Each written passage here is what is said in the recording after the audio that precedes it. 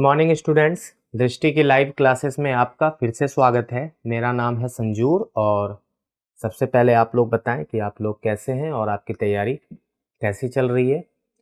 तो अभी तक हम लोगों ने कुछ क्लासेस कर लिए हैं इसमें, है ना। तो आप लोगों को कुछ टॉपिक के बारे में पता लग गया होगा और सबसे बड़ी बात, जो भी आपका कॉन्सेप्ट पहले नहीं क्लियर हुआ होगा, अब यहाँ पे आपके सारे कॉन्सेप्ट 1 बाय 1 क्लियर हो रहे होंगे। तो आज भी हम लोग कोशिश करेंगे कि 2 चैप्टर को समाप्त कर लें, जिससे कि आपके लगभग आज 8 चैप्टर कंप्लीट हो जाएंगे। मतलब 4 क्लास हम लोगों ने आज लगा के 4 क्लासेस हो जाएंगी। इसी तरह धीरे धीरे हम लोग यूपी बीएड में जितने भी सिलेबस में चैप्टर हैं मैथ्स और रीजनिंग के, वो सारे हम लोग बहुत जल्द कम से कम क्लासेस में समाप्त कर लेंगे, क्योंकि कम क्लासेस में ज़्यादा कंटेंट आपको यहाँ पे प्रोवाइड कराया जाएगा, जिससे कि आपको कम टाइम में ज़्यादा से ज़्यादा आप सीख सकेंगे, है ना। क्योंकि आपके पास और भी सब्जेक्ट हैं, ठीक है, और कोई तरह की परेशानी तो हो नहीं रही होगी आप लोगों को, क्योंकि बहुत अच्छे तरीके से सिखाया जा रहा है। तो सबसे पहले आप लोग बता दें कि आप लोगों को आवाज़ वगैरह में कोई दिक्कत तो नहीं है, वीडियो वगैरह प्रॉपर मिल रहा है ना। और अगर किसी भी तरह की कोई परेशानी है तो आप मैसेज करें। और एक बच्चे का कंप्लेन था कि वीडियो अपलोड नहीं हुआ है, तो वीडियो अपलोड हो चुका है सारा, रिकॉर्डिंग वाला। मतलब जितने भी लाइव क्लास के बाद रिकॉर्डिंग में डलते हैं वीडियो, वो सारे डल चुके हैं, आप लोग एक बार चेक कर लीजिएगा। तो और कोई तरह की कोई परेशानी तो नहीं है। तो चलिए हम लोग सीधे आज टॉपिक पे शुरुआत करते हैं। तो आज का जो हमारा टॉपिक है, सबसे पहले आपको बता दें, ये अनिवार्य खंड के अंतर्गत ही हम लोग डिस्कशन करेंगे सामान्य अभिरुचि परीक्षण का, जिसमें मैथ्स और रीजनिंग की बात हम लोग करते हैं। आज का जो टॉपिक है वो है अनुपात और समानुपात। आप लोगों ने इस चैप्टर का नाम सुना होगा पहले प्योर, क्योंकि 10th 12th में तो नहीं, 9th 10th वगैरह में ये सब चैप्टर मोस्टली देखने को मिलता है, रेशियो एंड प्रोपोर्शन, अनुपात और समानुपात। तो हम लोग बहुत अच्छे से समझ चुके हैं कि अनुपात समानुपात क्या होता है और इसको कैसे बनाया जाता है। बट यहाँ पे आपको कुछ नए तरीके से बनाने को सिखाया जाएगा, या इसके कुछ कॉन्सेप्ट को बताया जाएगा और आपके ट्रिक को। तो यहाँ पे सबसे बड़ा मुद्दा है कि आपको यहाँ पे शॉर्टकट मेथड सिखाया जाएगा कि आप जल्दी से जल्दी कैसे क्वेश्चंस को हल कर लें, क्योंकि एग्जाम कॉम्पिटिटिव है, वहाँ पे आपको जल्दी से जल्दी उत्तर देना है ना। और भी सब्जेक्ट आपको सॉल्व करने होते हैं। तो चलिए सबसे पहले अनुपात और समानुपात के कुछ कॉन्सेप्ट को हम लोग समझेंगे। अनुपात एवं समानुपात, रेशियो एंड प्रोपोर्शन, इसका क्या मतलब होता है? देखिए, एक्चुअली अनुपात और समानुपात चैप्टर ना कंपेयर करने के लिए पढ़ाया जाता है। सबसे बड़ा इसका मुद्दा है कंपेयर, मतलब तुलना अगर करना हो ना, तो सबसे बेस्ट तरीका है अनुपात समानुपात, है ना। बेस्ट तरीका है क्या? अनुपात समानुपात। मतलब हम कहें कि दो व्यक्तियों के बीच तुलना करना, या दो किसी भी चीज के बीच तुलना करना, 2 या 3 हो या 4 हो, अगर आपको तुलना करना है तो आप अनुपात से बहुत आसानी से तुलना कर पाते हैं, ठीक है ना। और समानुपात क्या होता है? समानुपात का मतलब होता है कि जब दो अनुपात को आप लिख रहे होते हैं, या दो व्यक्तियों का अनुपात लिख रहे होते हैं, तो उसके बाद और दो व्यक्तियों का अगर अनुपात आपको लिखना है और दोनों के बीच आपको समान तुलना करना है, तो उसके बीच जो रेशियो आप निकालते हो ना, वही होता है समानुपात। अगर एग्जाम्पल की बात करें तो जैसे A का अनुपात B से है, और अगर हम कहें कि C का भी अनुपात D से, और A अनुपात B जो है ना वो C अनुपात D के बराबर होगा, तो हम लोग यहाँ पे एक समानुपात का सिंबल लगा देते हैं। यही होता है समानुपात, ठीक है। और इसको कहते हैं अनुपात। यहां तो ये कंपेयर है और यहां क्या है? इक्वल टू है। मतलब दो अनुपात को बराबर करने के लिए जिस सिंबल का यूज किया जाता है उसको समानुपात कहते हैं। आप ऐसे समझ सकते हैं कि दो अनुपात को हम अगर बराबर कहते हैं तो उसके बीच जो सिंबल यूज करते हैं ना, उसको क्या कहते हैं? समानुपात। समानुपात, सम अनुपात, सम का मतलब बराबर, अनुपात का मतलब अनुपात। तो बराबर अनुपात, समानुपात, देख लीजिए ना, इसको सम यहां पे कर दें और ये अनुपात, तो सम अनुपात मतलब बराबर अनुपात करने के लिए जो सिंबल यूज किया जाता है उसको क्या कहते हैं? समानुपात। तो समानुपात का सिंबल ये है, इसको क्या कहते हैं? प्रोपोर्शन, मतलब समानुपात। और इसको क्या कहते हैं? रेशियो, मतलब अनुपात, ठीक है ना। मतलब 2 बार अनुपात लग गया, इसीलिए इसको वो बराबर की तरह हो गया ना। ऐसे सोचिए कि हम 2 बार जो अनुपात लगाते हैं इसको ऐसे मिला देंगे तो ये बराबर हो जाएगा। तो बराबर जो हो जाता है ना, उसी को कहते हैं समानुपात। तो रेशियो कंपेयर, मैंने आपको बताया कि रेशियो का मतलब कंपेयर होता है, तो कैसे होता है समझिए। रेशियो का मतलब कंपेयर क्यों होता है, तुलना क्यों होता है, आप इस बात को समझिए। जैसे हम कहें कि एक व्यक्ति 100 रुपये कमाता है, दूसरा व्यक्ति 150 रुपये कमाता है। ए जो है ना 100 रुपये कमा रहा हो, बी जो है ना 150 कमा रहा हो, तो दोनों के बीच तुलना आप कैसे करोगे? जाहिर सी बात है बी ज्यादा कमा रहा है ए से 50 रुपये। तो हम कहेंगे कि ए का जो बी से अनुपात है ना वो 100 अनुपात 150 के बराबर है, और इसको कटा दें तो मतलब कहेंगे कि ए अनुपात बी का जो मान है 2:3 है। मतलब कहेंगे कि ए अगर 2 रुपये कमाता है ना तो बी 3 रुपये कमाता होगा। मतलब अनुपात इसी फॉर्म में चलता रहेगा। अगर बी 4 कमाता होगा तो ए 4 कमाता होगा तो बी 6 कमाता होगा। जैसे जैसे में इसमें गुना करेंगे वैसे ही वैसे इसमें भी गुना करते रहिए, आपको रेशियो पता लगता रहेगा। एक बात और समझिए, अगर हम इसको ए अपॉन बी लिख दें तो ये 2:3 के बराबर हो जाएगा। इसका क्या मतलब हुआ कि आप अनुपात को फ्रैक्शन में भी कन्वर्ट कर सकते हैं। रेशियो को आप इजीली फ्रैक्शन में कन्वर्ट कर सकते हैं। कैसे किए कि जैसे मान लेते हैं लिखा हुआ था 2:3 ना, तो आप इसको 2/3 लिख सकते हैं, कोई दिक्कत नहीं। और जब फ्रैक्शन में आ जाता है तो आपको पता है डेसिमल में भी आप कन्वर्ट कर सकते हो, 0.66। कुल मिला के क्या है, अनुपात, फ्रैक्शन और डेसिमल लगभग सेम है। और चाहो तो इसको परसेंटेज में भी कन्वर्ट कर सकते हो। अभी हम परसेंटेज चैप्टर पढ़ेंगे तो वहां पे आपको हम सिखाएंगे कि कैसे परसेंटेज में भी कन्वर्ट किया जाता है। फिलहाल आप ये समझे कि हम रेशियो को फ्रैक्शन में और डेसिमल में भी कन्वर्ट कर सकते हैं। हम लोगों ने फ्रैक्शन डेसिमल चैप्टर पढ़ा ही है अभी। और दूसरी बात यह है कि रेशियो कंपेयर के लिए यूज किया जाता है। समानुपात का मतलब क्या है, जब दो अनुपात को हमें बराबर करना होता है तो एक सिंबल यूज करते हैं जिसका नाम है समानुपात। मतलब कह सकते हैं कि 2 अनुपात बराबर हो या 3 अनुपात भी बराबर हो तो उसको कहेंगे समानुपात। जैसे 2:3 4:6 के बराबर है तो कहीं ना कहीं ये 6:9 के भी बराबर होगा, है ना। आप ऐसे भी समझ सकते हैं। सब यही एक ही है, सब एक ही है, इसमें कोई घबराने वाली बात नहीं है।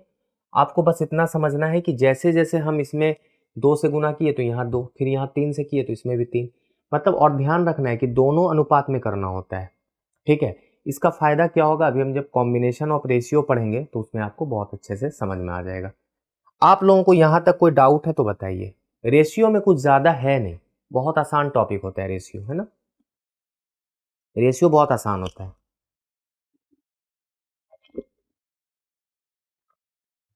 ठीक है। देखिए सबसे बड़ी बात है ना, इसमें हम लोग पढ़ेंगे कॉम्बिनेशन ऑफ रेशियो। अनुपात का जो है ना, अनुपात को मिलाना होगा। जैसे एक छोटा सा एग्जांपल हमको दें कि ए अनुपात बी का मान दिया हुआ है 3:4, ठीक है ना, और बी अनुपात सी का मान दिया हुआ हो 8 मान लीजिए 7, तो हम कहेंगे कि आप ये बता दीजिए कि ए अनुपात बी अनुपात सी क्या होगा। ए अनुपात बी अनुपात सी क्या होगा। अगर आप इसको बता देंगे तो यही है कॉम्बिनेशन ऑफ रेशियो। अब यहाँ पे एक चीज नोटिस कर रहे हैं कि बी यहाँ है, बी यहाँ है। एक बार बी का मान यहाँ 4 है, एक बार बी का मान 8 है। जब जाहिर सी बात है दोनों बी है तो दोनों का मान 1 होना चाहिए, या तो 4 हो जाए या 8 हो जाए। तो देखिए 8 को 4 बनाना थोड़ा डिफिकल्ट है, लेकिन 4 को 8 बनाना थोड़ा आसान है ना। 4 को 8 बना सकते हैं हम लोग गुना 2 करके। हम लोग कोशिश करेंगे कि भाग और घटाव से थोड़ा बचे, प्लस और गुना का काम ज्यादा करें।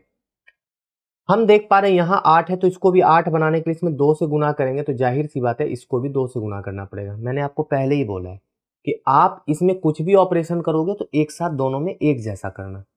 तो ये कितना हो जाएगा, 6:8, नीचे है 8:7। तो ए का मान 6 हो गया, बी का मान को एक सा लिख लीजिए 8, है ना। बी का मान को एक ही तो लिखोगे आप, और सी का मान 7 ही रह जाएगा। तो आपका कॉम्बिनेशन ऑफ रेशियो एक्चुअल में ये है ना, 6:8:7। इसको क्यों कहते हैं कॉम्बिनेशन ऑफ रेशियो, क्योंकि आपने कंबाइन कर दिया ए बी सी को।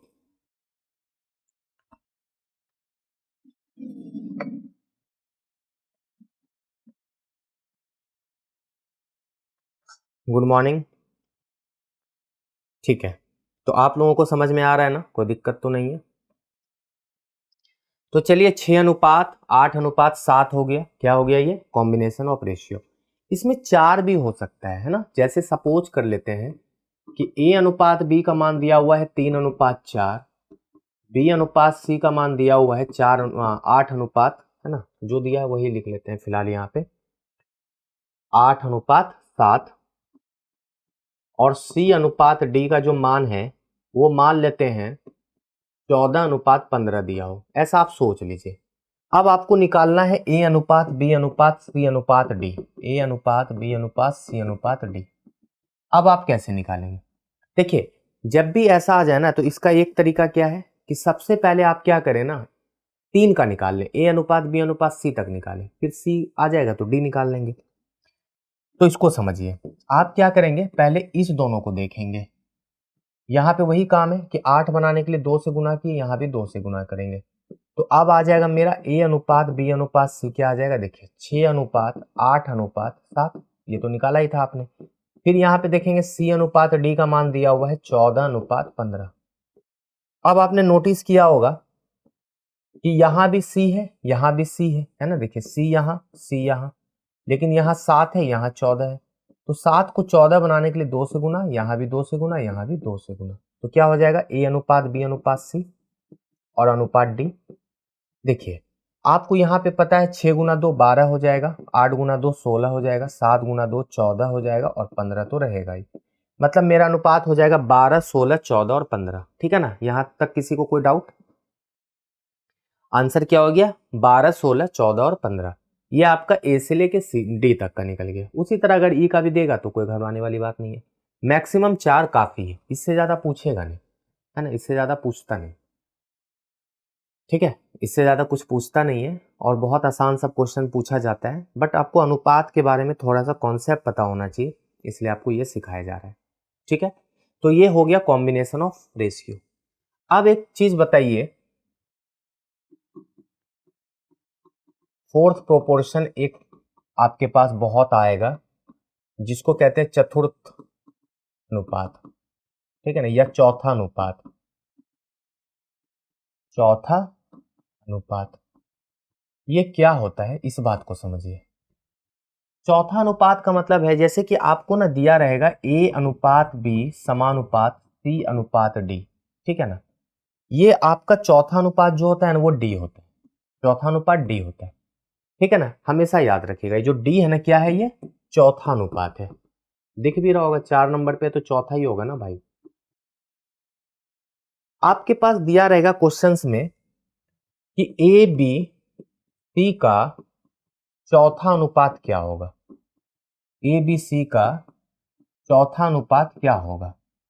तो हम यहां पे इसको ऐसे कर देंगे, ए अनुपात बी समानुपात सी अनुपात डी, डी को मान लेते हैं चौथा अनुपात। तो क्या हो जाएगा, ए अपॉन बी बराबर सी अपॉन डी, तो डी का मान क्या हो जाएगा, बी सी अपॉन ए। तब आप चाहे तो इसको याद कर सकते हैं कि जब भी चौथा अनुपात पूछे ना, तो आपके पास जो 3 संख्या लगातार दी गई होगी ना, तो सेकंड और थर्ड को गुना करके फर्स्ट से भाग कर दीजिएगा, आपका चौथा अनुपात आ जाएगा। ये फॉर्मूला भी बन जाता है। जैसे एक छोटा सा एग्जांपल अगर हम ले नंबर में कि 5 6 और 15 का चौथा अनुपात निकालें, तो आप आराम से नहीं निकाल लेंगे। देखिए मैंने क्या कहा था कि बी सी मतलब सेकंड और थर्ड को आपस में गुना करना है और फर्स्ट से भाग दे देना है, तो क्या हो जाएगा 18, हो जाएगा 18। यही आपका चौथा अनुपात मतलब डी इज इक्वल टू। चाहे तो आप इसको ऐसे डिनोट करके भी बना ले, तो 5 अनुपात 6 समानुपात 15 अनुपात डी, है ना, तो क्या हो जाएगा 5/6 बराबर 15/डी। तो आपको पता है 5D बराबर हो जाएगा 15 गुना 6, तो D का मान क्या हो जाएगा 15 गुना 6/5। तो देख लीजिए यहां से भी आपका 18 ही आना है। आपको घबराने वाली बात नहीं है, बस आपको शॉर्टकट दे दिया था BC अपॉन ए।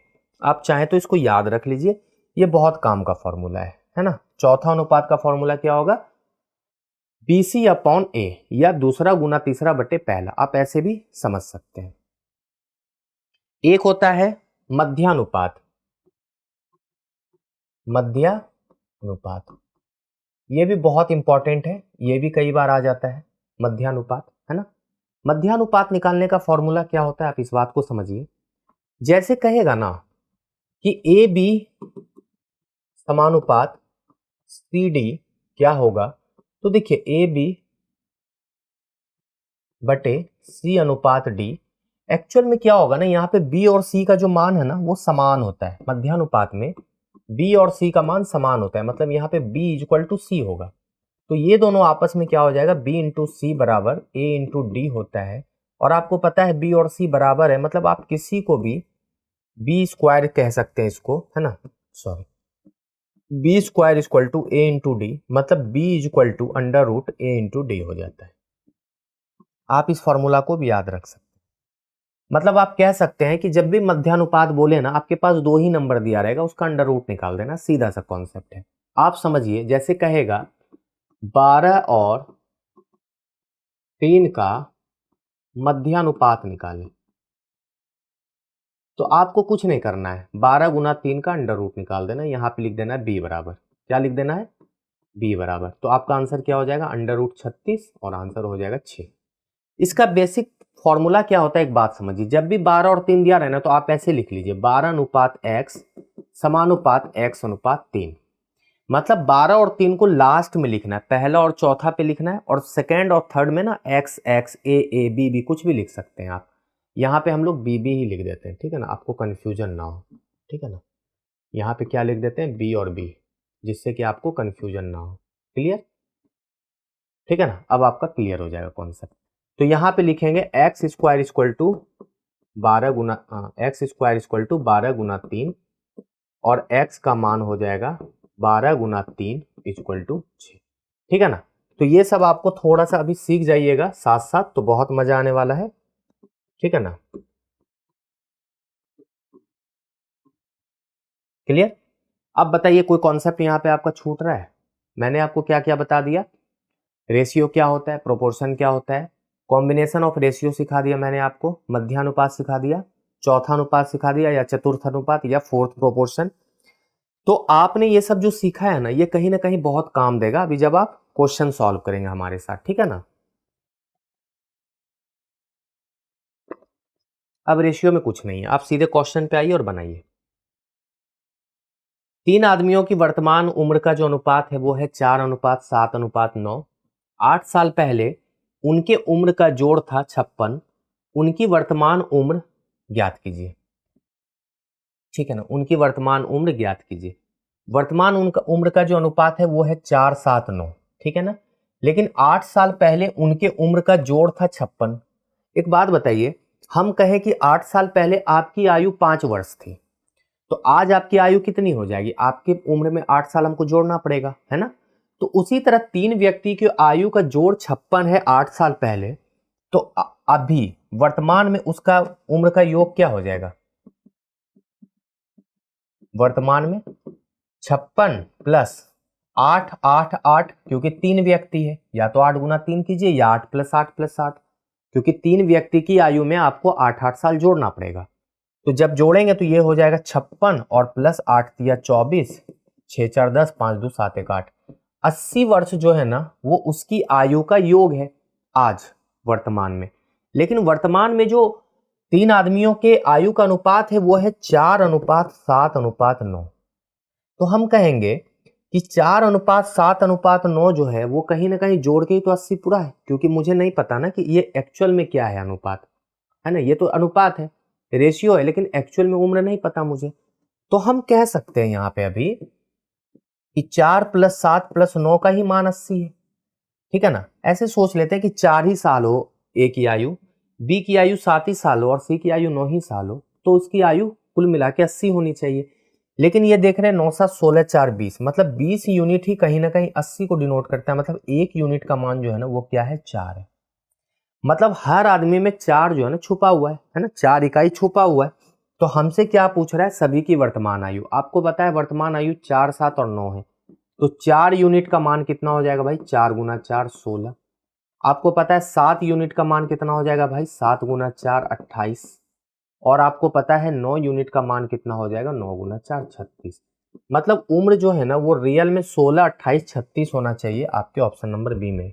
आप चाहें तो 16 28 36 को जोड़िएगा तो 80 आ जाएगा, और सब में 8 8 घटा भी दीजिएगा ना, तो देखिए 8 साल पहले 8, 8 साल पहले 20 और 8 साल पहले 28, 8 8 16 है ना, 2 2 4 1 5, देख लीजिए 56 वर्ष भी आ जाता है 8 साल पहले अगर बात करें तो, ठीक है ना। चलिए आगे,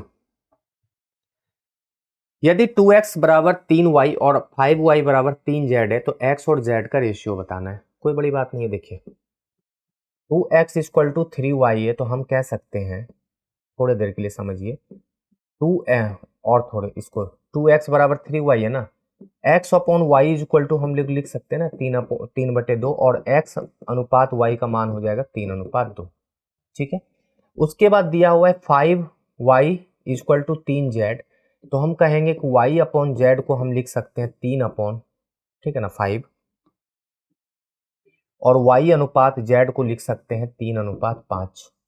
अभी कॉम्बिनेशन ऑफ रेशियो आपको सिखाया था मैंने, यहाँ पे y का मान 2 है, यहाँ पे भी y का मान 3 है, यहाँ पे y का मान 2 और यहाँ पे y का मान 3 दिया हुआ है, तो हमें क्या करना पड़ेगा, y को बदलना पड़ेगा। मतलब हम क्या करें, ऐसे समझिए, x अनुपात y का मान है 3:2 और y अनुपात z का मान है 3:5। अब मुझे क्या करना पड़ेगा भाई, समझिए, इस दोनों को समान करना पड़ेगा। समान करने के लिए क्या करना पड़ेगा, इसको 3 से गुना और इसको 2 से गुना, है ना, तभी तो 6 6 हो जाएगा। तो अब क्या हो जाएगा, देखिए x अनुपात y अनुपात z अगर लिखेंगे तो 3 दूना 3 तिया 9, 6 और 10, 9 6 और 10 हो जाएगा।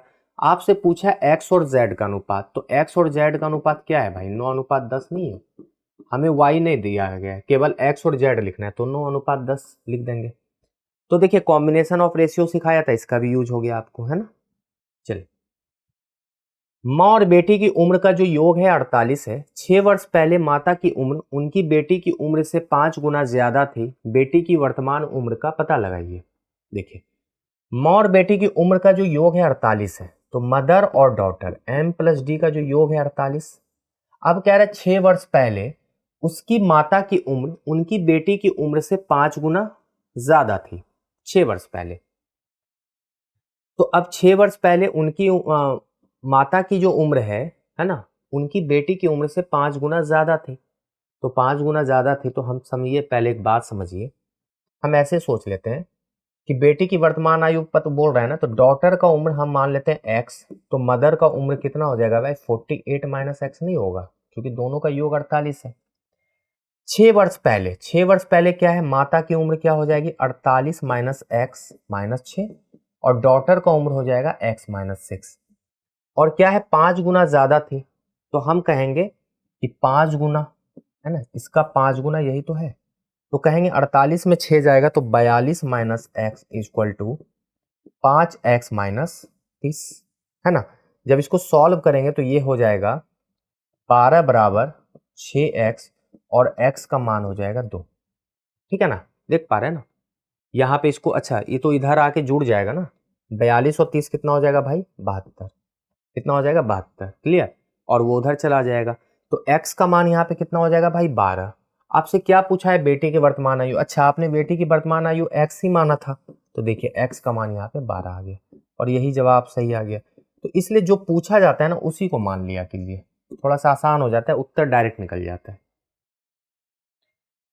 आ गया ना चौथा समानुपाती, मैंने क्या बताया था फॉर्मूला, क्या बताया था, d बराबर बी स्क्वायर माइनस ए, मतलब, है ना, हम कहेंगे डी स्क्वायर बराबर 8 गुना 15/5, सॉल्व करेंगे तो आ जाएगा 24।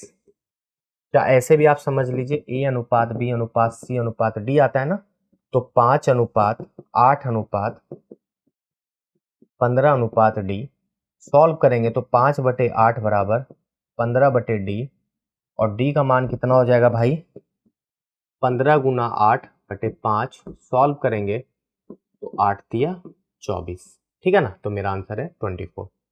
तो कुछ क्वेश्चंस में दम नहीं था, बट आपको समझ में आना चाहिए था। P और Q का अनुपात है 5 और 6, QR का अनुपात है 3 और 4, PQR, मैंने भी बताया था कॉम्बिनेशन ऑफ रेशियो, फिर से कर लेते हैं। P अनुपात Q है 5:6, Q अनुपात R है 3:4, तो कंबाइन करने में दिक्कत है क्या, देख लीजिए, इसको 6 और 3 बनाना है, इसको भी 2 से गुना, इसको 2 से गुना, ऊपर 6 है ही, तो P अनुपात Q अनुपात R कितना हो जाएगा भाई, 5:6 तो एक ही लेंगे और अनुपात 8, तो 5, 6, 8 जहां दिख रहा है वहां सही लगा दीजिए। जनरली आपसे ऐसा ही क्वेश्चन पूछेगा एग्जाम में, आप बेफिक्र रहिए। आपसे बस ऐसा ही क्वेश्चन पूछेगा, combination of ratio, fourth proportion, मध्यानुपात, कुछ एज रिलेटेड। इसमें सबसे ज्यादा ना एज रिलेटेड प्रॉब्लम बहुत पूछते हैं, एज से, आयु से संबंधित क्वेश्चन बहुत पूछते हैं। ये इसका रेशियो का फेवरेट टॉपिक है। और एक क्वाइन वाला भी क्वेश्चन जनरली आता है ना, कि एक थैले में 120 रुपए हैं, वो 50 पैसे, 1 रुपये, 2 रुपये के फॉर्म में है, तो कितने सिक्के हैं, या सिक्कों की संख्या या उसके मूल्यों की संख्या। ये सब क्वेश्चन बहुत पूछा जाता है। ठीक है ना। चलिए, एक राशि है ए बी और सी, उसका अनुपात है 2:5:9 में, ए का भाग 2500 है, तो कुल राशि कितनी है। बढ़िया क्वेश्चन नहीं है। अब देखिए, ए और बी और सी, इसका जो अनुपात है 2:5:9 कह रहा है, और ए का जो मान है ना वो कहीं ना कहीं 2500 के बराबर है। तो हम नहीं समझेंगे इस बात को, क्या इतना तो आसान है कि या तो 2 कह लीजिए या 2500 कह लीजिए, एक ही बात है। देखिए, रेशियो और ओरिजिनल मान हमेशा क्या होता है, बराबर होता है। रेशियो में जो मान है और ओरिजिनल में जो मान है वो बराबर होगा। देखने में बराबर नहीं लग रहा है, लेकिन उसका मान बराबर होता है, यूनिट बराबर होता है। तो हम कहीं ना कहेंगे कि दो जो यूनिट है ना वो 2500 को डिनोट करता है। तो एक यूनिट करेगा 2500/2 को, मतलब 1250 रुपए को। मतलब एक्चुअली वो 1250 है एक यूनिट का मान। तो कह रहा है कि कुल राशि, आपको पता है कि कुल राशि कितना है, 5 2 7 9 16 है ना, 2 + 5 + 9 = 16। तो आपको यहाँ पे 16 यूनिट का मान ला देना था, 16 × 1250। जब सॉल्व करेंगे तो ये हो जाएगा 20,000 के बराबर। कितने के बराबर, 20,000। ठीक है ना, और आपका यही सही जवाब है ना। अच्छा क्वेश्चन था। ऐसे भी क्वेश्चन पूछ ले जाते हैं, बहुत आसान सा।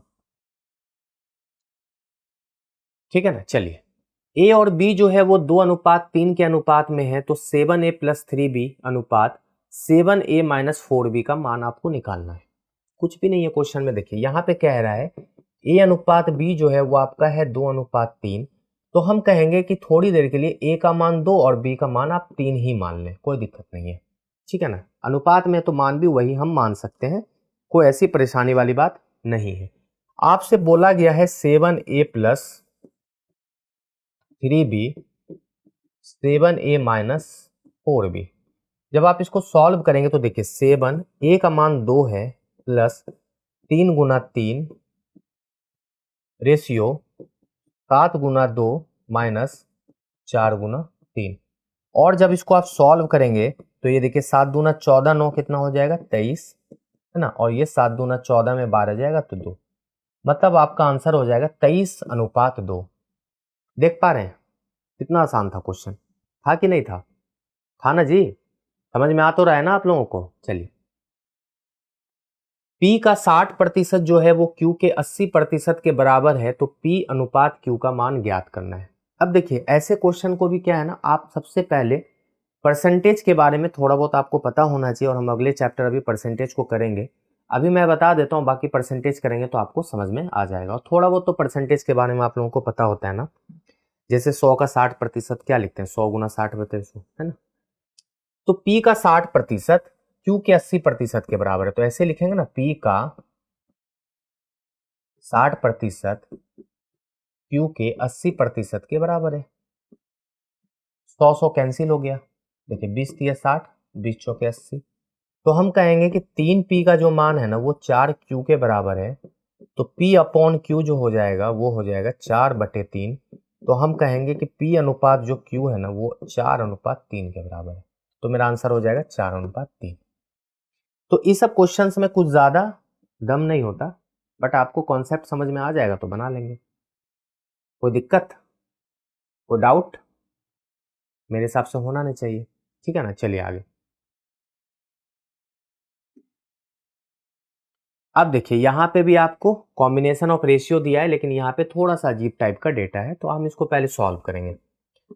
3a = 4b है, तो हम इसको लिखेंगे a/b = 4/3, और a अनुपात b का मान हो जाएगा यहाँ पे 4:3। अभी ऐसा वाला क्वेश्चन किया था ना आपने मेरे साथ।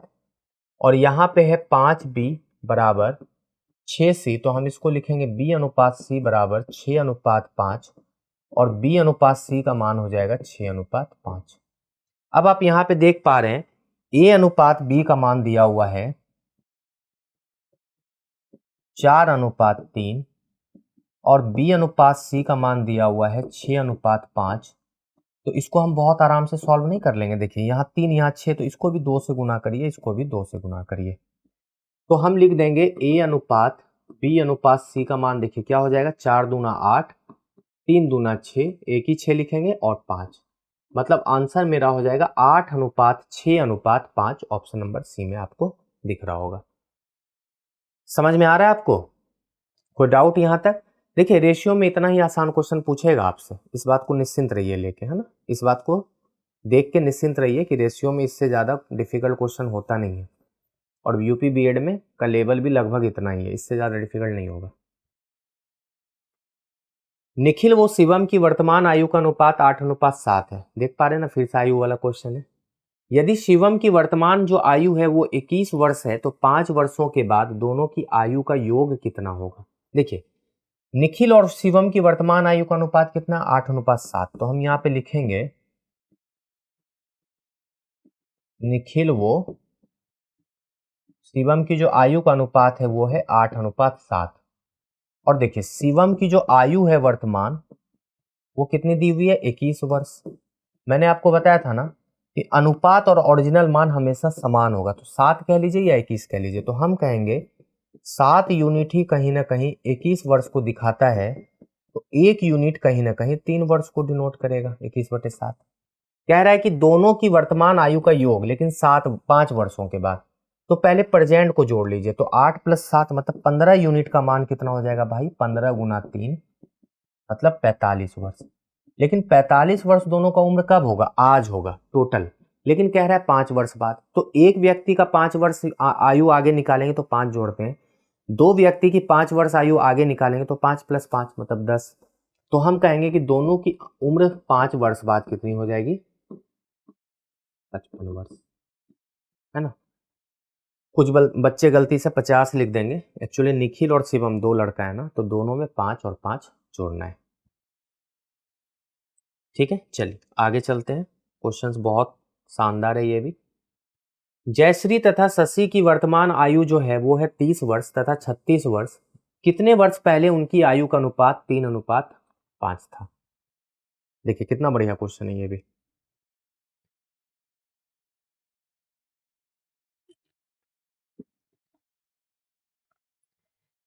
ठीक है, कह रहा है कि जयश्री और शशि 2 लोग हैं, जयश्री और शशि की आयु है ना, दोनों की आयु अलग अलग है। जयश्री की आयु 30 वर्ष है और शशि की जो आयु है वो है 36 वर्ष। कह रहा है प्रेजेंट आयु, तो ये है प्रेजेंट आयु, है ना, वर्तमान आयु। कितने वर्ष पहले उनकी आयु का अनुपात 3:5 था? इसका मतलब है कि अभी 3:5 होगा नहीं। हमें इसको ऑप्शन से अगर कर लें कि 4 वर्ष पहले अगर हम ले लें, पहला ही ऑप्शन लें, तो 4 वर्ष पहले जयश्री की जो आयु थी, ठीक है ना, और शशि की आयु, अनुपात ही निकाल लेते हैं। 4 वर्ष पहले आयु 26 हो जाएगी और 4 वर्ष पहले आयु इसकी 32 हो जाएगी। कभी 26 और 32 के बीच 3:5 का अनुपात होगा? होगा ही नहीं। क्या हो जाएगा, 13:16 का। मतलब ये वाला ऑप्शन तो आप नहीं ले नहीं सकते, इसको हटा दीजिए। अगर हम 18 लें तो देखिए 30 में अगर 18 जाएगा तो 12 हो जाएगा, और 36 में 18 जाएगा तो 18 हो जाएगा। 36 में 18 जाएगा तो 18 हो जाएगा। अभी भी देख पा रहे हैं तो 2:3 आ रहा है, 3:5 नहीं आएगा, हटा दीजिए। तीसरा ले लेंगे 21, तो 30 में 21 जाएगा तो कितना हो जाएगा भाई, 9 वर्ष, और 36 में 21 जाएगा तो हो जाएगा 15। जब इसको सॉल्व करेंगे देखिए 3 × 9 3 × 5 15, तो आराम से दिख रहा है कि 3:5 हो जाएगा। लेकिन कब, 21 वर्ष पहले उसकी आयु का जो अनुपात है ना वो 3:5 था। तो हमने इसको किससे कर लिया, विकल्प से, ऑप्शन से।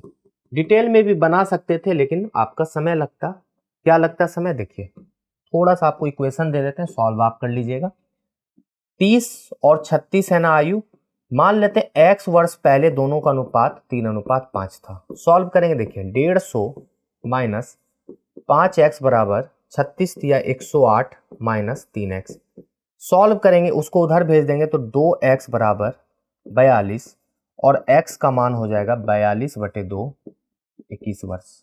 तो कितने वर्ष पहले? 21 वर्ष पहले। आ भी गया। तो आप चाहे तो डिटेल से भी बना सकते हैं, आप चाहे तो शॉर्टकट भी यूज कर सकते हैं, आप चाहे तो ऑप्शन से भी बना सकते हैं। आपके लिए कोई पाबंदी नहीं है, क्योंकि पाबंदी लगाना टीचर का काम नहीं है। पाबंदी अगर टीचर लगा रहा है मतलब कि टीचर लिमिटेड सिखा रहा है।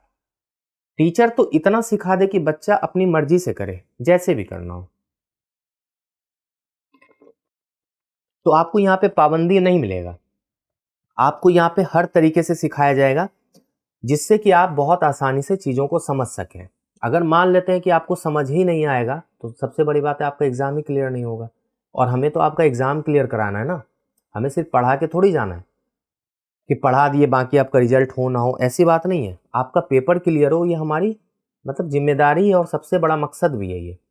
ठीक है ना, समझ में आ रहा है ना? चलिए अब देखिए, 3 वर्ष पहले रिया तथा रीमा की आयु का अनुपात 5:9 है। 3 वर्ष बाद उसका अनुपात 3:5 होगा। रीमा की वर्तमान आयु क्या है? अब देखिए, 3 वर्ष पहले रिया और रीमा की आयु का अनुपात 5:9 है। तो रिया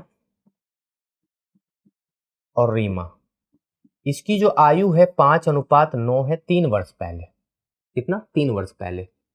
तो हम कहेंगे कि माना रिया और रीमा की जो आयु है ना वो 5x तथा 9x हो, ऐसा सोच लीजिए। अब x मान लेते हैं, कई बार जरूरत पड़ जाता है x का। अब कहेंगे कि इसकी आयु 3 वर्ष पहले है ये, तो 3 वर्ष बाद इसकी आयु कितनी हो जाएगी? 5x + 3 और 9x + 3। अभी प्रेजेंट उम्र है, प्रेजेंट आयु है, ठीक है ना, प्रेजेंट एज है। 3 वर्ष बाद उसका अनुपात, तो 3 वर्ष और जोड़ दीजिए। 3 वर्ष बाद उसका जो अनुपात हो जाएगा वो कितना हो जाएगा? 3:5। इसी को सॉल्व करना है, तो 5x + 6 अपॉन 9x + 6 = 3:5। जब इसको और सॉल्व आप करेंगे तो देखिए यहां पे कर लेते हैं। 5 × 5 = 25 x प्लस 6 × 5 = 30 = है ना, इसको करेंगे 9 × 27 + 18, 27x + 18। जब इसको सॉल्व करेंगे तो 2x = 12 और x का मान हो जाएगा 6। x का मान 6 हो गया, तो रीमा की वर्तमान आयु क्या है? अब देखिए रीमा की आयु क्या है? 9x, तो 9 × 6 कितना हो जाएगा? 54 वर्ष। लेकिन 54 वर्ष जो है ना वो क्या है? 3 वर्ष पहले की आयु है ना। तो कहेंगे प्रेजेंट एज कितना हो जाएगा भाई? 54 और प्लस 3 मतलब 57 वर्ष। तो 57 वर्ष क्या है? रीमा की वर्तमान आयु। रीमा की 3 वर्ष और अभी कहे रीमा की आयु 3 वर्ष बाद, तो 57 + 3 = 60। तो आपको जो पूछेगा आप वही निकालिएगा, ठीक है ना, जितना पूछा जाए उतना निकालिएगा, अपने मन से कुछ भी मत कीजिएगा, गलती हो जाएगी। तो यहाँ पे देखिए हमने रेशियो को समाप्त कर लिया है बहुत अच्छे तरीके से। अब मुझे पूरा विश्वास है कि आपको रेशियो में कोई दिक्कत नहीं होगी। अब हम लोग एक नए चैप्टर की शुरुआत करेंगे, उसका नाम है परसेंटेज। हम नए चैप्टर की शुरुआत करेंगे, उसका क्या नाम है? परसेंटेज। तो सबसे पहले आप ये बता दीजिए कि रेशियो में अभी तक किसी को कोई दिक्कत है? यहाँ तक रेशियो में यहाँ तक किसी को कोई दिक्कत है?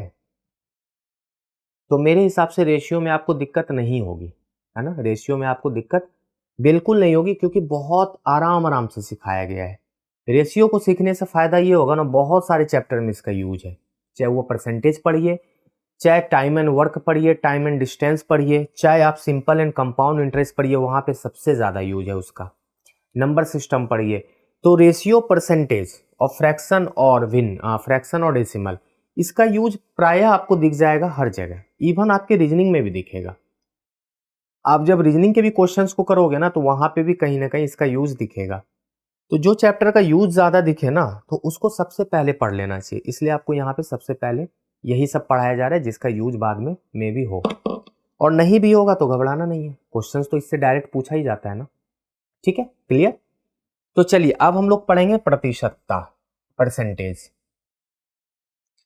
बहुत ही बेहतरीन चैप्टर माना जाता है क्योंकि ये सारे चैप्टर का कहीं ना कहीं बेसिक है। अगर आपको परसेंटेज आ गया तो समझ जाइए आप लगभग सारे चैप्टर को समझ गए। परसेंटेज क्लियर हो जाने के बाद सब क्लियर है।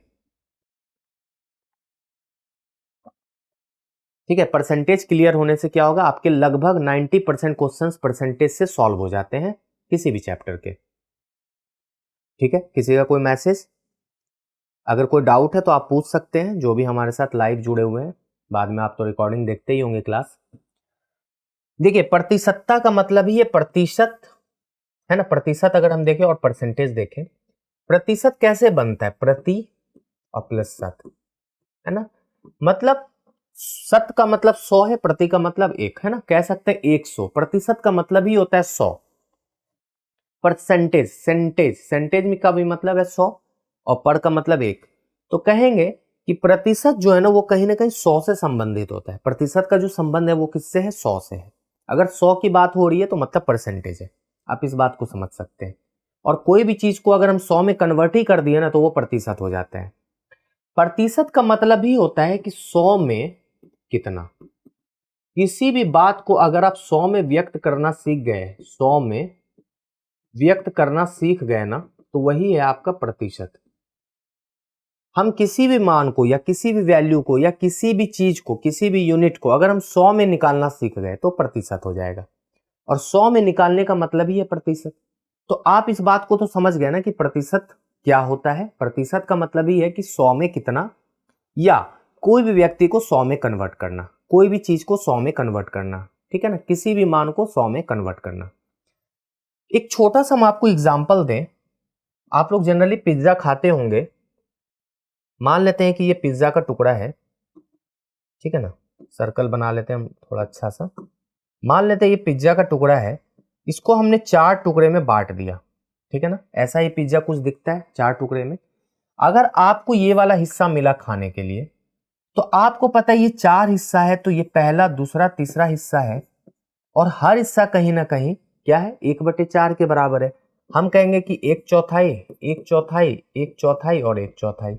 आपने हर हिस्सा खाया, या 4 व्यक्ति ने मिलकर 4 हिस्सा खाया, तो हर आदमी 1/4 हिस्सा खा रहा है। और अगर हम इसको बात करें परसेंटेज में, तो हर व्यक्ति कहीं ना कहीं 25% हिस्सा खा रहा है ना, क्योंकि वो सारा 100 है। देखिए, परसेंटेज में एक बात समझिए कि 100 में आपको चीजों को कंसीडर करना है, और भिन्न में जो है ना आपको एक में कंसीडर करना है। एक भिन्न में मतलब एक होता है, और प्रतिशत में क्या होता है, 100 होता है। इस बात को आप समझ लीजिए। अब एक छोटा सा एग्जांपल आपको यहीं से हम दोबारा सिखाएं पिज्जे वाले से, कि जैसे मान लेते हैं ये पिज्जा का टुकड़ा है, ठीक है ना, ये पिज्जा का मान लेते हैं टुकड़ा है। अब एक बात समझिए, आपको पता है कि मैंने अगर भिन्न में बताया आपको, तो भिन्न का मतलब पूरा ये जो है, ये पूरा सर्कल एक टुकड़े का है।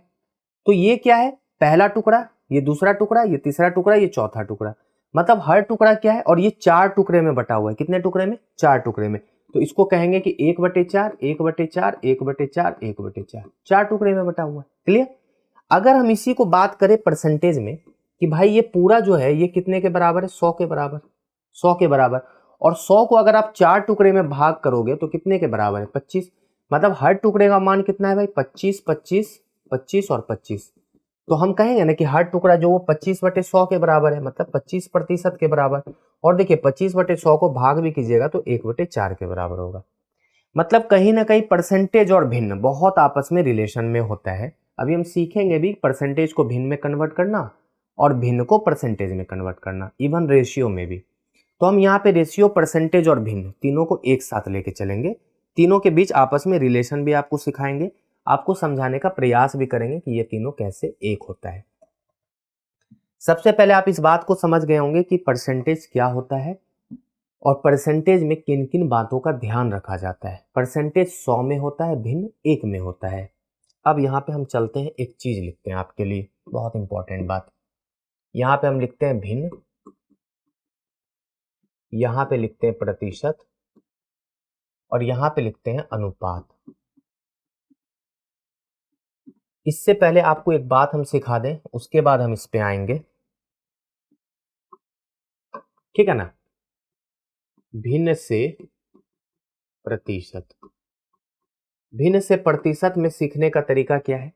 अगर कोई भी चीज भिन्न में दिया हो 3/4, अगर इसको प्रतिशत में कन्वर्ट करना हो ना तो 100 से गुना करके आप परसेंटेज का सिंबल लगा दीजिए। तो देखिए ये आराम से आपको पता लग जाएगा 75%। मतलब भिन्न से प्रतिशत में कन्वर्ट करने के लिए भिन्न को 100 से गुना करके प्रतिशत का सिंबल लगा देना होता है। बस इस बात को ध्यान रखिए, प्रतिशत का सिंबल लगाना दैट्स इंपॉर्टेंट, ये बहुत जरूरी है, इसको मत भूलिएगा। दूसरा है आपका प्रतिशत से भिन्न। इस बात को भी आप समझिए। हम कहेंगे कि मान लेते कोई चीज दिया हो, मान लेते हैं 40%। 40% को अगर भिन्न में कन्वर्ट करना है तो 40/100 कर दीजिए, प्रतिशत का सिंबल हट जाएगा, यही चीज 100 नीचे आ जाता है। 20 दूना 40, 20 पंचे 10, 100। तो 2/5 क्या आपका भिन्न है, ठीक है, ये क्या है, भिन्न है। और समझिए, ठीक है। अब क्या है, प्रतिशत से अनुपात। आप इस बात को समझिए, अगर मान लेते 40% ही दिया हो तो इसको क्या करते हैं, 40/100 लिख लेते हैं, इसको काट देते हैं, 2/5 हो जाता है, और यही हो जाता है 2:5 के बराबर। ये क्या हो जाता है, 2:5 के बराबर। मतलब आप समझ गए, प्रतिशत से अनुपात, भिन्न से अनुपात, है ना, अनुपात से प्रतिशत, अनुपात से भिन्न, प्रतिशत से भिन्न, प्रतिशत से, है ना, भिन्न से प्रतिशत। आपको मैंने हर चीज सिखा दिया। मुझे लगता है कि यहां तक आपको कोई दिक्कत नहीं होगा।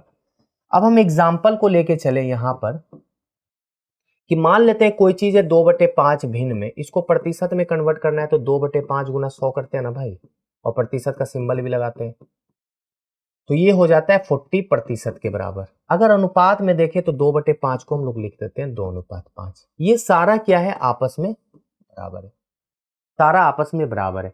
मतलब आप अगर भिन्न दिया हो तो आप प्रतिशत और अनुपात में निकाल सकते हैं, अगर अनुपात में दिया हो तो भिन्न और प्रतिशत में निकाल सकते हैं, अगर प्रतिशत में आप भिन्न में दिया हो तो प्रतिशत और अनुपात में भी निकाल सकते हैं। आपको एक भी दिया हो तो आप अदर टू निकाल सकते हैं, बहुत आसान तरीके से, ठीक है ना। अगर रेशियो में भी दिया हो तो आप नहीं निकाल लेंगे। मान लेते 3:4 दिया हो रेशियो में, आपको तुरंत पता चल जाएगा ये 3/4 होगा भिन्न में, तुरंत पता लग जाएगा 3/4 गुना 100%, मतलब 75% आपका रेशियो, हाँ सॉरी परसेंटेज में।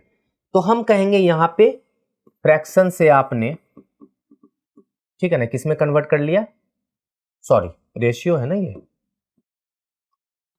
रेशियो से आपने यहां पे फ्रैक्शन बना दिया, और फ्रैक्शन से आपने यहां पे परसेंटेज बना दिया। और एक बात ध्यान रखिए, आप यहां से फिर डेसिमल में भी कन्वर्ट कर सकते हैं। एक चीज तो आपको बताना ही भूल गया, डेसिमल में भी कन्वर्ट कर सकते हैं भाई। आप 75/100 करेंगे तो ये 0.75 होगा, मतलब ये भी कहीं ना कहीं आपस में सब बराबर है। 0.75 कह दीजिए, 75% कह दीजिए, 3/4 कह लीजिए, 3:4 कह लीजिए, सब आपस में बराबर है, सब एकदम बराबर है। तो आपको यहाँ पे एक चीज भी दिया रहेगा ना, आप हर चीज निकाल लोगे, चाहे रेशियो दिया हो हर चीज निकाल लीजिए, डेसिमल दिया हो हर चीज निकाल दीजिए, परसेंटेज दिया हो हर चीज निकाल लीजिए, फ्रैक्शन दिया हो हर चीज निकाल दीजिए। किसी को कोई डाउट यहाँ तक, ईमानदारी से बताइए, किसी को कोई डाउट होना भी नहीं चाहिए। कुछ चीज है, एक टेबल हम आपको दे रहे हैं, आप इसको कम से कम थोड़ा सा याद रख लीजिएगा, ज्यादा नहीं देंगे, थोड़ा बहुत आपको बता दें। जैसे 1/2 है, आप इसको सीधा समझ सकते हैं, ये 50% के बराबर है। 1/4 25% के बराबर है। 1/3 33.33 के बराबर है। 1/6 आपका किसके बराबर हो जाएगा, 16.66 के बराबर हो जाएगा। 1/5 है ना, 1/5 कहीं ना कहीं 20% के बराबर हो जाएगा, ठीक है ना। और 2/7 कहीं ना कहीं किसके बराबर हो जाएगा, 2/7 को अगर हम परसेंटेज में कन्वर्ट करें तो 200/7 हो जाएगा। 7 दूना 14, 6 28 2/7 है ना। तो ये कहीं ना कहीं 28 2/7 परसेंटेज के बराबर हो जाएगा। तो आपको ना कुछ फॉर्मूला, आपको ये फॉर्मूला नहीं है, जस्ट लाइक एक छोटा सा आपको बात बताया गया जिसको आप याद रखोगे तो आपके लिए बहुत काम का चीज होगा। आप इसको चाहो तो अपने नोटबुक में नोट कर लो, आपको ये हमेशा काम देगा। आप अपने नोटबुक में इसको नोट कर लो, आपको हमेशा काम देगा, ठीक है ना। तो ये सब जो छोटी छोटी और महत्वपूर्ण जानकारी है ना, ये आप लिखते रहो, है ना। लिखने के बाद क्या होगा, आपको चीजें याद भी होगी, आप खुद से भी और बना सकते हो, आप बनाते रहो, है ना। 2/7 लिखा तो आप 2/8 का बना लो, 2/20 का बना लो। मैंने तो आपको बताया ही ना, फ्रैक्शन को 100 से गुना करिए, परसेंटेज परसेंटेज जो दिया उसको 100 से भाग करिए, फ्रैक्शन डेसिमल आता ही है, रेशियो बना ही लेंगे। तो कुल मिला के आपको यहाँ पे परसेंटेज के सारे कॉन्सेप्ट को मैंने क्लियर कर दिया है। अब एक बार बता दीजिए आपको कोई डाउट है तो।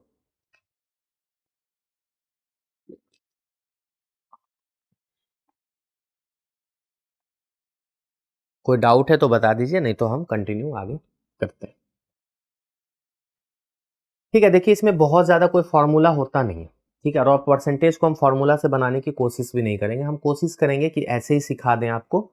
जहाँ पे बहुत ज़रूरत होगा फार्मूला का हम आपको बता देंगे, अदरवाइज कोशिश करेंगे कि फार्मूला आप याद ना रखें, क्योंकि फार्मूला भूलने वाली चीज़ है, कॉन्सेप्ट याद हो जाता है, कॉन्सेप्ट समझने वाली चीज़ है, फार्मूला भूलने वाली चीज़ है। तो हम आपको फार्मूला क्यों बताएं, हम कोशिश करते हैं कि आपको कॉन्सेप्ट सिखा दें।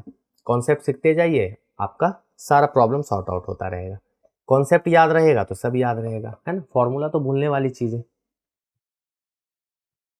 चलिए इसके हम लोग अभ्यास प्रश्न को देखते हैं।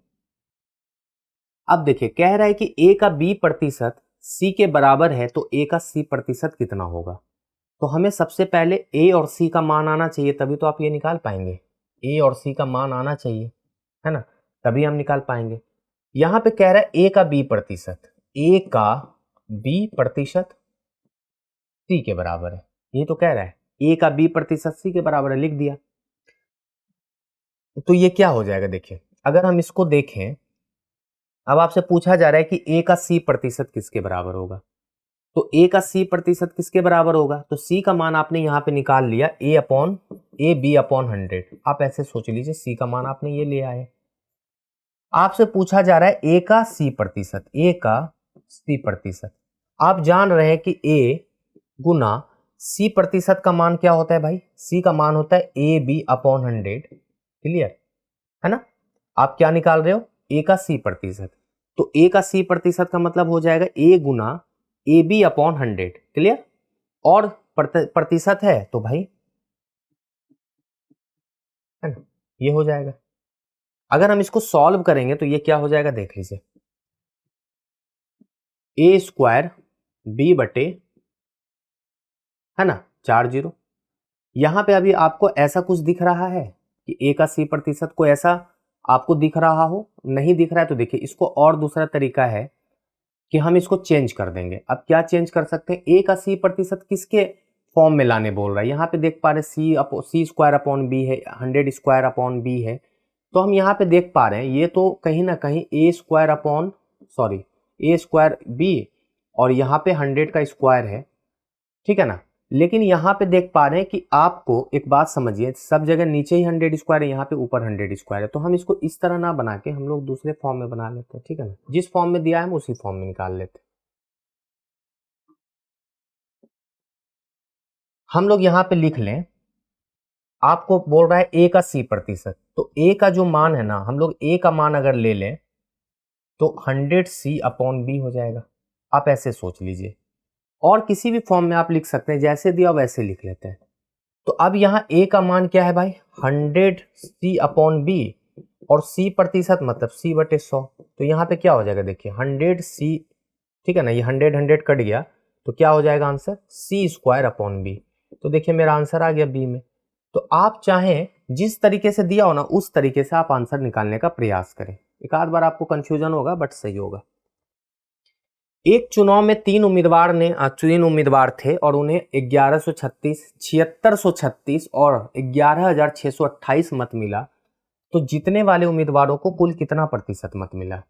जाहिर सी बात है, जीतने वाला उम्मीदवार ये दिख रहा होगा आपको, जो सबसे ज्यादा वोट प्राप्त किया। तो तीन उम्मीदवार है, ए बी और सी। ए बी और सी तीन उम्मीदवार है। ए को मिला 1136 वोट, बी को मिला 7636 और सी को मिला 11628।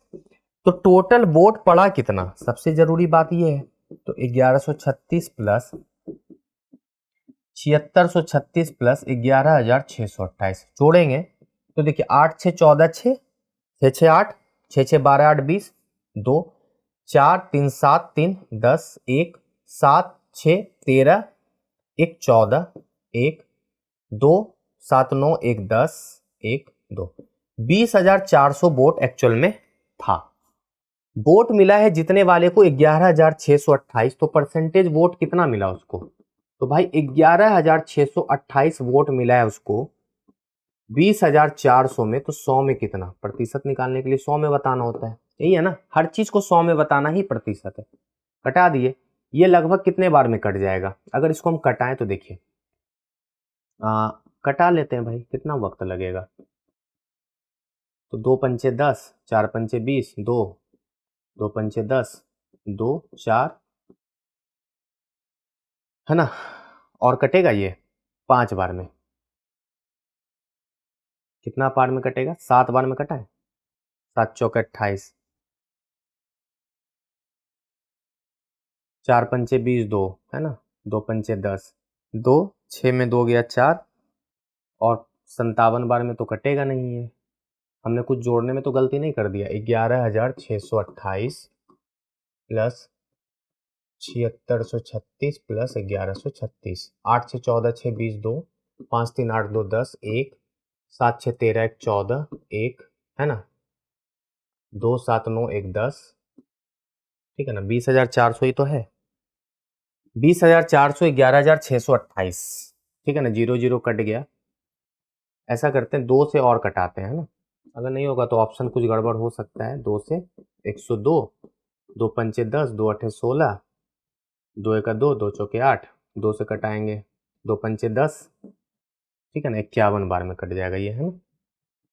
ये कटाएंगे 2 से 29, 107, 51 से अगर हम भाग करें इसको 2907 को, तो देखिए 5 6 के 30, 5 बचे 25, 5 5 बचे 25, ठीक है ना, 2907 है, 10 में 5 गया 5, 8 में 3,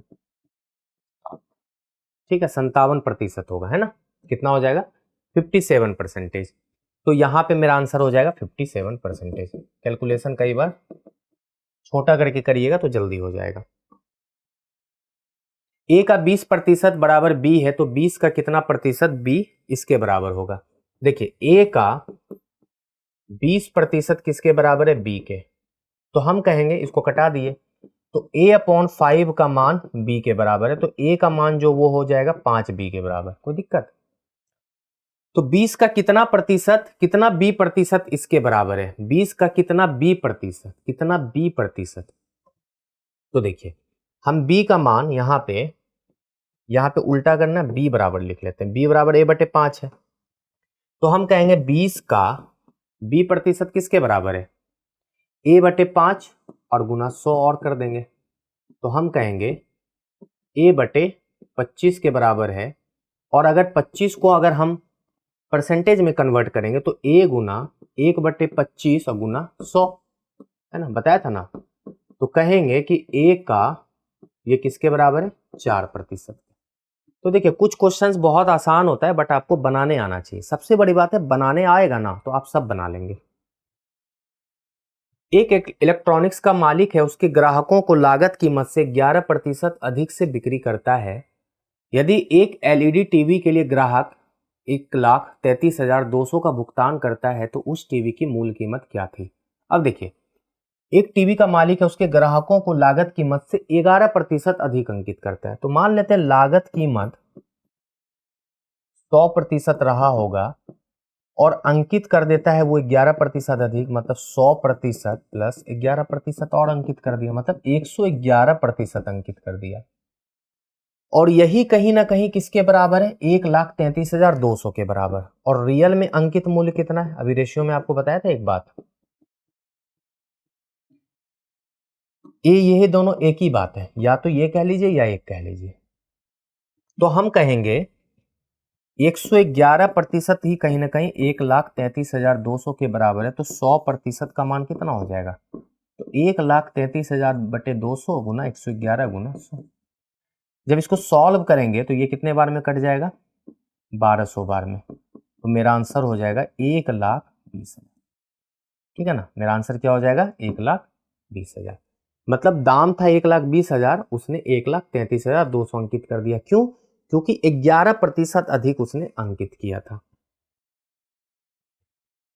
एक टेलीविजन के दामों में 30% वृद्धि की गई, तब बेचे गए सेटों की संख्या में 20% कमी हुई, तो उस पर कितना प्रभाव पड़ा? देखिए, इसका एक सीधा सा आपको ना बहुत अच्छा सा बात बताने वाले।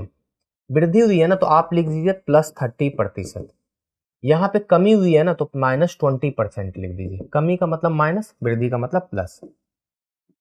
अब इसको फ्रैक्शन में कन्वर्ट कीजिए, तो ये 3/10 होगा, ये 1/5 होगा। ये तो पता है ना आपको। आप ऐसे सोचिए कि पहले 10 सामान बिकता था, अब 3 सामान एक्स्ट्रा बिक रहा है क्योंकि वृद्धि हुई है। तो पहले 10 सामान बिकता था, अब 13 सामान बिकेगा। क्यों? क्योंकि 3 की वृद्धि हुई है। यहाँ पहले 5 सामान बिकता था, 1 की कमी हुई, अब 4 ही बिकेगा। इसको गुना कर देते हैं आपस में, तो 10 पचे 50 और 13 चौके 52। मतलब पहले 50 सामान बिकता था, अब सामान कितना बिक रहा है? 52। अभी भी +2 की वृद्धि है। किसमें से? 50 में से। तो 100 में कितना? प्रतिशत में निकालने के लिए 100 से भाग, तो कहेंगे यहाँ पे कट गया 2 दूना, मतलब +4% का मतलब है वृद्धि शो करना। तो हम कहेंगे कि अभी भी 4% की वृद्धि हुई है। अगर माइनस होता तो कमी, प्लस होगा तो वृद्धि। ठीक है ना? ये सबसे बेस्ट तरीका है बनाने का, इससे आसान कुछ नहीं। जब भी हो तो फ्रैक्शन में कन्वर्ट कीजिए। अगर प्लस हो तो दोनों को जोड़ना है, माइनस हो तो इस दोनों के बीच का डिफरेंस निकालना है। नीचे वाला मूल मान होता है, ऊपर वाला प्लस माइनस जो भी दिया होगा वो वृद्धि या कमी को डिनोट करता है। समझ गए? एक चुनाव में 2 उम्मीदवार थे। हारने वाले उम्मीदवार ने 41% मत प्राप्त किया और वह 5580 मतों से हार गया। कुल मतों की संख्या कितनी है?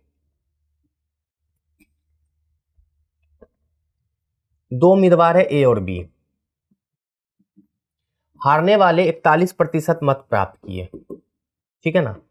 तो जाहिर सी बात है जीतने वाला 59% मत प्राप्त नहीं किया होगा, क्योंकि 100 में इसने 41 तो इसने ले लिया भाई, तो 59 किसने लिया होगा? किसने लिया? और हारा है वो 5580 वोट से। भाई हार जीत कब तय होता है? जब दोनों के बीच का डिफरेंस देखा जाता है ना।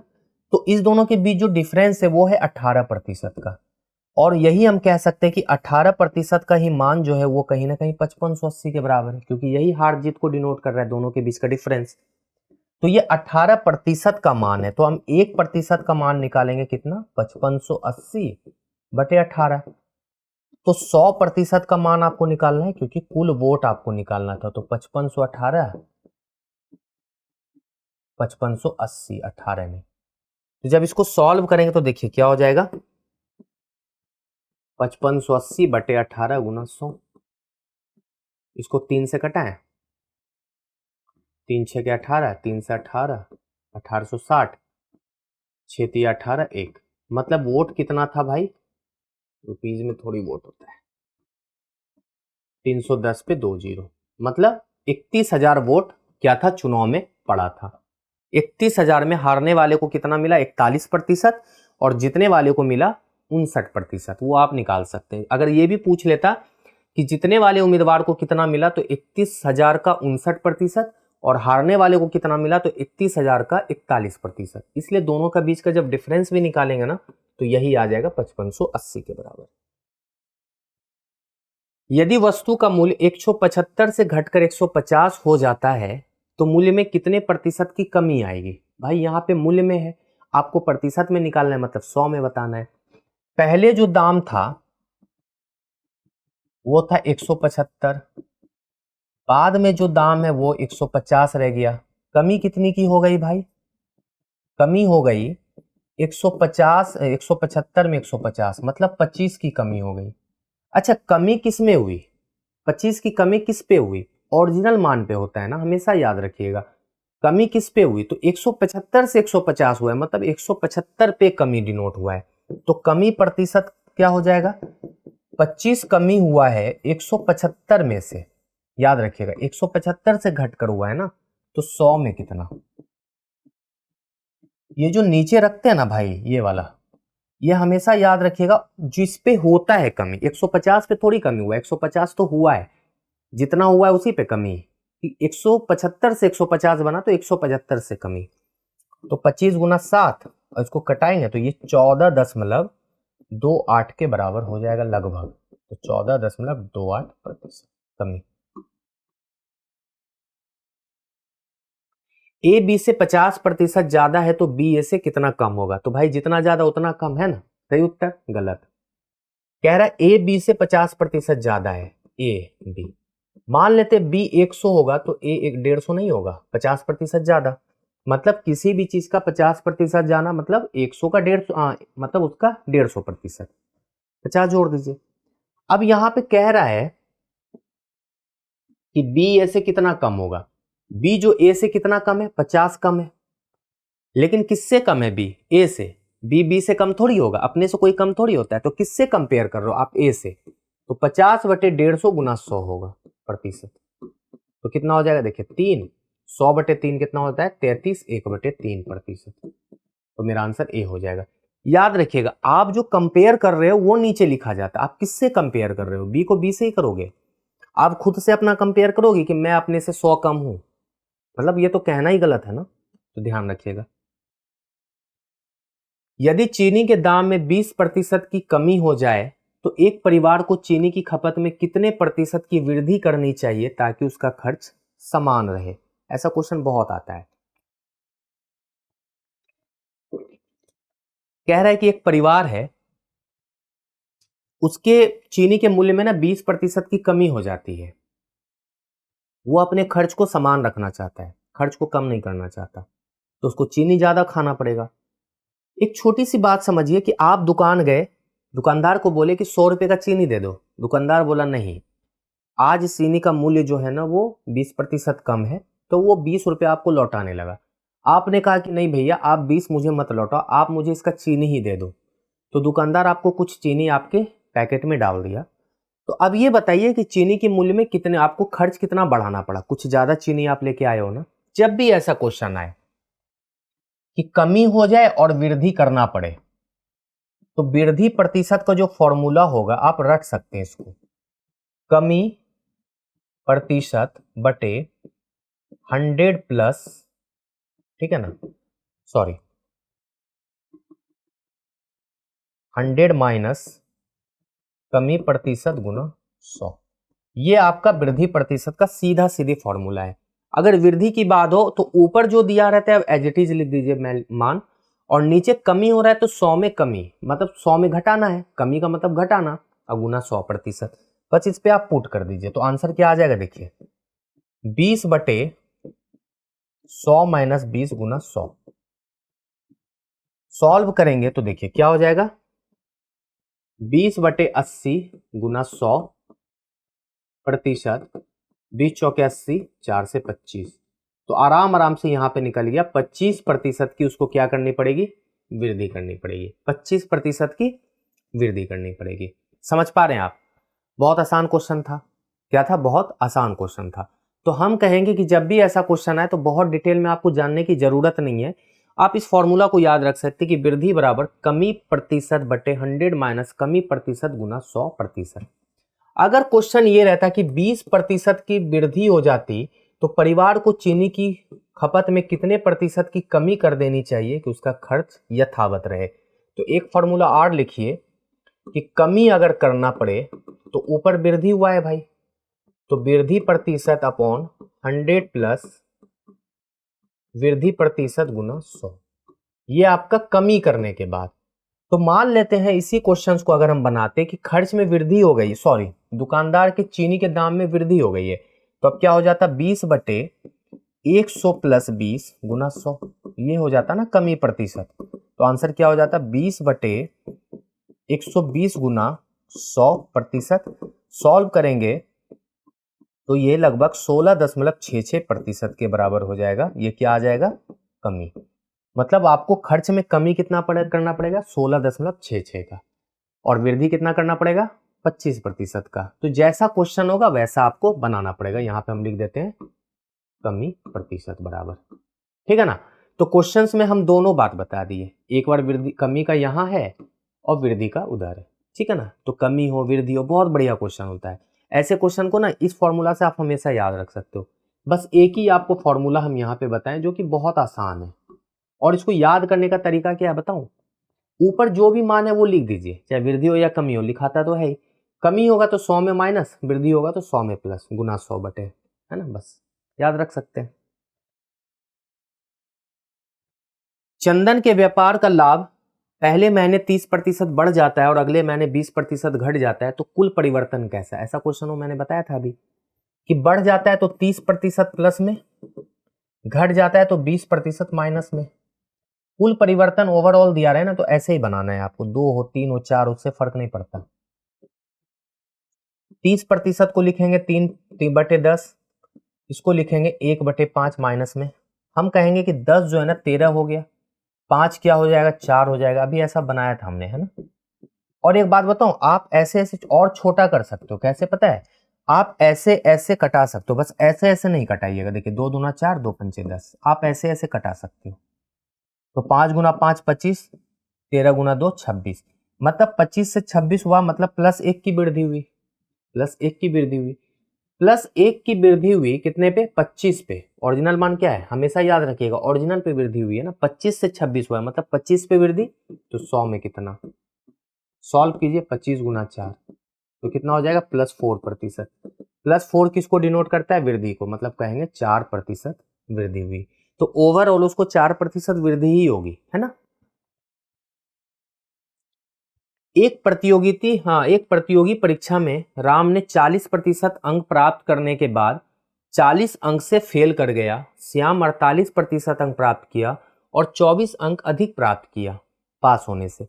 तो उत्तीर्णांक का प्रतिशत क्या था? अब देखिए, माना परीक्षा का जो अंक होगा ना वो 100 रहा होगा, ऐसे सोच लीजिए, या x मान लीजिए, परीक्षा का अंक जो है ना x रहा होगा। तो एक व्यक्ति x का 40% लाता है, फेल कितने से करता है? 40 अंक से, तो इसको 40 दे दीजिए, ये पास हो जाएगा, इसका भला हो जाएगा। एक व्यक्ति लाता है 48%, वो ज्यादा अंक ले आया, कितना? 24, तो इसको 24 कम कर दीजिए, दोनों बराबर हो गया, दोनों पास कर गया। इसका 24 काटिए और इसको 40 दीजिए, दोनों पास कर गए, दोनों का अंक बराबर। तो देखिए क्या होगा अब आगे, इसको करेंगे तो ये 40x/100 प्लस 40 इक्वल टू हो जाएगा 40x/100 माइनस 24। सॉल्व करेंगे, इसको उधर उसको इधर भेजेंगे, तो ये हो जाएगा 8x/100 इक्वल टू 40 20 60 और 4 64। तो x का मान हो जाएगा 64 गुना 100/8। तो 800 क्या हो जाएगा? मेरा अंक हो जाएगा। 800 अंक का पेपर था। कह रहा है उत्तीर्णांक प्रतिशत क्या था। तो उत्तीर्ण होने के लिए इतना अंक लाना है या इतना अंक लाना है, किसी पे एक पुट कर दीजिए। तो उत्तीर्णांक पहले क्या था? पहले उत्तीर्णांक निकालिए कि उत्तीर्ण होने के लिए कितना अंक चाहिए। तो 800 का 40/100 प्लस 40 सॉल्व करेंगे तो 320 प्लस 40, मतलब पास होने के लिए 360 अंक चाहिए था, लेकिन ये अंक में दिया, प्रतिशत में पूछ रहा है। तो प्रतिशत उत्तीर्णांक क्या हो जाएगा? 360 अंक चाहिए, कितने में से भाई? 800 में से। तो 100 में कितना? सॉल्व करेंगे तो 8 चौके 32, मतलब 45% अंक क्या है पास करने के लिए स्कूल में चाहिए। 45% अंक पास करने के लिए चाहिए। अब याद रखिए, एक ट्रिक बताते हैं, जब भी ऐसा क्वेश्चन आए कि कुछ अंक प्रतिशत लाके कुछ से फेल करना और कुछ प्रतिशत लाके कुछ से ज्यादा ले आना, तो ऐसे कंडीशन में दोनों प्रतिशत का डिफरेंस निकालिएगा, 8% आया, और इस दोनों को जोड़ दीजिएगा। तो याद रखिए 8% का मान 64 के बराबर होगा, रट सकते हैं। तो 100% का मान कितना हो जाएगा? 800, डायरेक्ट आ गया आपका, है ना। अब हमें यह देखना है कि उत्तीर्णांक प्रतिशत निकालना था, तो हमें यह पता है कि 800 का 40% लाके अगर 40 जोड़ देगा, है ना, तो यही तो आ गया 360। उसके बाद यही है सारा कहानी, ठीक है ना। आपको बस एक ट्रिक बताया कि कुल अंक लाने का फॉर्मूला ये है, दोनों परसेंटेज को घटा के दोनों मान को यहां जोड़ देना है। बस आपको इतना कर लिए तो आपका आंसर आ जाएगा। ये सब ट्रिक है जो आप लिख सकते हैं अपने नोटबुक में। राम अपनी आय का 50% खाने पर खर्च करता है, शेष वह 60% किराए पर, शेष का 50% अन्य खर्च पर करता है। यदि वह शेष 860 रुपए बचाता है तो उसकी आय कितनी है? अच्छा क्वेश्चन है। अब देखिए, राम अपनी आय का 50% खाने पे, तो माना राम की जो आय है ना वो 100% रही होगी। अब खाने पे उसने कितना खर्च कर दिया भाई? 100 का 50%, मतलब 50% बचा। 100 का 50% तो खर्च कर दिया, तो शेष कितना बचा उसके पास? 100 में 50, ठीक है ना। 50% तो खाने पे खर्च किया है ना, इसको 100 में 50 क्यों लिख रहे हैं, सीधा लिखेंगे ना, खाने पे 50%। तो शेष कितना बचा? 50%। आधा खा गया तो आधा बचाया है पैसा। शेष का 60% मकान पे, तो मकान पे कितना खर्च कर दिया भाई? शेष का 60%, तो कहेंगे 30% मकान पे खर्च कर दिया। 50% खाने पे, 30% मकान पे। अब इसके पास शेष कितना बचा? उसने 50, 30, 80 खर्च कर दिया 100 में, तो हम कहेंगे उसके पास 20% अभी भी बचा है। 20% में 50% वो अन्य खर्च पे खर्च करता है, तो अन्य पे कितना खर्च करता है भाई? 20 का 50%, मतलब 10% वो अन्य पे खर्च करता है। 20 में 10 खर्च कर दिया, तो अभी भी शेष उसके पास कितना बच रहा है? 10%। देख लीजिए ना, 50, 30, 80 और 10, 90। 90 खर्च हो गया, अभी भी 10 शेष बच रहा है। और बचत कितना है उसका? बचत कितना है? 860 रुपया। तो हम नहीं कहेंगे इस बात को कि भाई या तो 10% कह लीजिए या 860 रुपया कह लीजिए, एक ही बात है।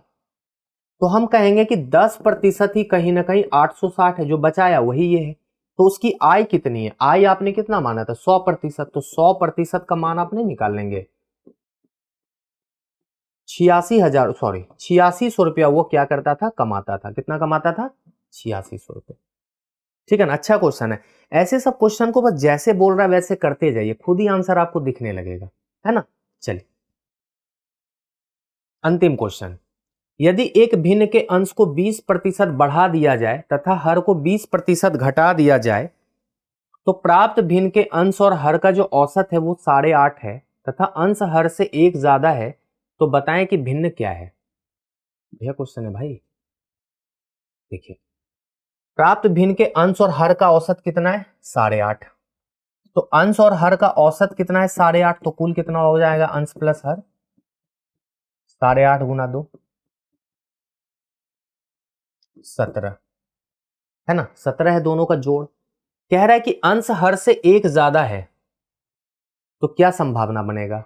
अंश हर से 1 ज्यादा है, तो कहेंगे कि अंश जो है ना और हर, अंश हर से 1 ज्यादा है। हर अगर x है तो अंश x प्लस 1, मतलब x प्लस 1 बराबर 17, 2x बराबर 16, x का मान 8। जब x का मान 8 आया, मतलब क्या हुआ? हर 8 और अंश 9 हो जाएगा। अब आपको यह पता लग गया कि जो भिन्न है मेरा वो कितना हो जाएगा भाई? 9/8। अब क्या है कि एक भिन्न के अंश को 20% बढ़ा दीजिए, हर को 20% घटा लीजिए, ठीक है ना। तो कह रहा है कि भिन्न क्या है। अगर आप ये किए हैं ये ऑपरेशन, तब जो है ना जाके आपका ऐसा संभावना बना है। तो ओरिजिनल में भिन्न क्या है? तो मान लेते हैं ओरिजिनल में जो भिन्न है ना वो x/y रहा होगा। अब क्या है, अकॉर्डिंग टू क्वेश्चन आपने x में कितना बढ़ा दिया? 20%, तो 120%। y में आपने कितना बढ़ा दिया? घटाया है 20%, तो 80%। इक्वल टू ही तो 9/8 के बराबर है। जब आप इसको सॉल्व करेंगे तो क्या हो जाएगा? देखिए, परसेंटेज से परसेंट 20 चौके 80, 20 छके से और कटेगा, 2 दूना 4, 2 तिया 6। तो x/y का जो मान है वो क्या हो जाएगा? 9/8 गुना 2/3। सॉल्व कीजिए, 3 तिया 9, मतलब ओरिजिनल में जो भिन्न था वो 3/4 था। कितना था? 3/4। जब भी ऐसा क्वेश्चन अगली बार आए, ये काम तो खैर करना ही पड़ेगा, इसका कोई उपाय नहीं, लेकिन जब भी ऐसा क्वेश्चन आए कि कोई भिन्न में 20% बढ़ा दिए अंश में और हर में 20% घटा दिए, तो प्राप्त भिन्न ये हो गया।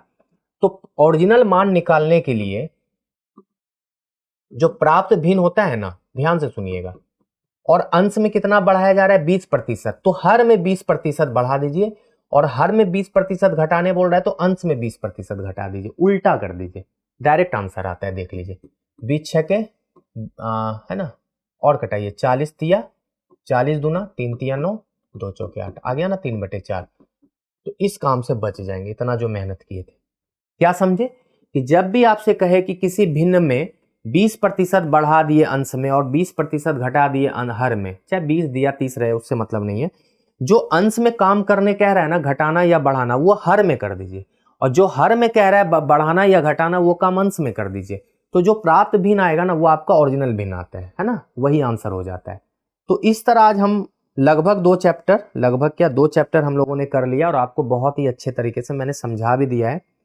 मुझे पूरा विश्वास है कि कहीं भी आपको डाउट नहीं होगा। अगर कोई डाउट है तो आप बताइए। हालांकि बहुत अच्छे तरीके से आपको सिखाया गया है, कम समय में ज़्यादा से ज़्यादा कंटेंट और ज़्यादा से ज़्यादा चीज़ों को समझा दिया गया है। जो भी आपको कॉन्सेप्ट ट्रिक सिखाया गया है, आप उसको अच्छे से बार बार देखिएगा, उसके क्वेश्चंस को प्रैक्टिस कीजिएगा। ये जो आपको क्वेश्चंस दिखाया गया है बोर्ड पे, आप इसको चाहे तो दोबारा बना सकते हैं, या कुछ नया क्वेश्चंस भी आप जरूर ट्राई कीजिएगा। तो चलिए, इसी तरह हम आपसे मिलते रहेंगे हर क्लासेस में, आपको नए नए ट्रिक और कॉन्सेप्ट सिखाते रहेंगे। आप हमारे साथ जुड़े रहें और बीएड की परीक्षा की तैयारी करते रहें। तो चलिए, मिलते हैं अगली कक्षा में। आज के लिए शुक्रिया, बाय बाय, टेक केयर।